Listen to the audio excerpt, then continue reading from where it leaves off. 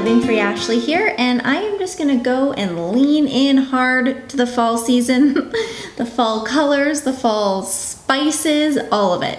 I've got my sweater on, I'm ready to go.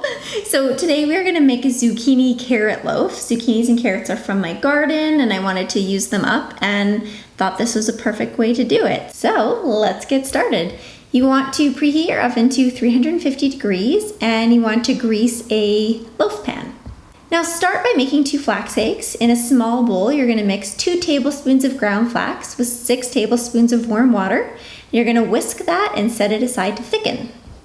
In a large bowl, you're gonna add 2 cups of gluten-free flour blend, 2 tablespoons of arrowroot starch, 1 teaspoon of baking powder, 1 teaspoon of baking soda, a dash of sea salt, 2 teaspoons of cinnamon, 1 teaspoon of ginger, and a 1/4 cup of organic cane sugar.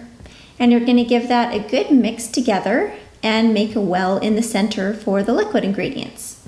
And that's where you're gonna add a 1/4 cup of pure maple syrup, a tablespoon of lemon juice, a teaspoon of pure vanilla, 4 tablespoons of vegan butter melted, the now thickened flax eggs. After you give them a whisk up, you can see how nice and thick they are. 1 cup of grated zucchini, 3/4 cup of grated carrot. I didn't squeeze any of the juice out of either, I just grated it and let them be. And then you're gonna mix that all together really well. The batter is going to be quite thick. You kind of have to work it a little bit, but believe me, it does rise and it's a nice, fluffy, but dense loaf. It also all depends on your gluten-free flour blend. Some soak up moisture more than others. So if it's looking like it's just way too thick and you're not getting it all mixed, then you can definitely add a splash or 2 of plant-based milk. And once you have that all mixed together, you're gonna put that into your greased loaf pan and smooth out the top a little bit. And you're gonna bake it for 35 minutes. And look how it comes out nice and fluffy. Toothpick inserted comes out clean and you know you're good to go. Once it's cooled a bit and you can handle it with your hands, you're just going to flip it onto a rack to let the zucchini carrot loaf cool.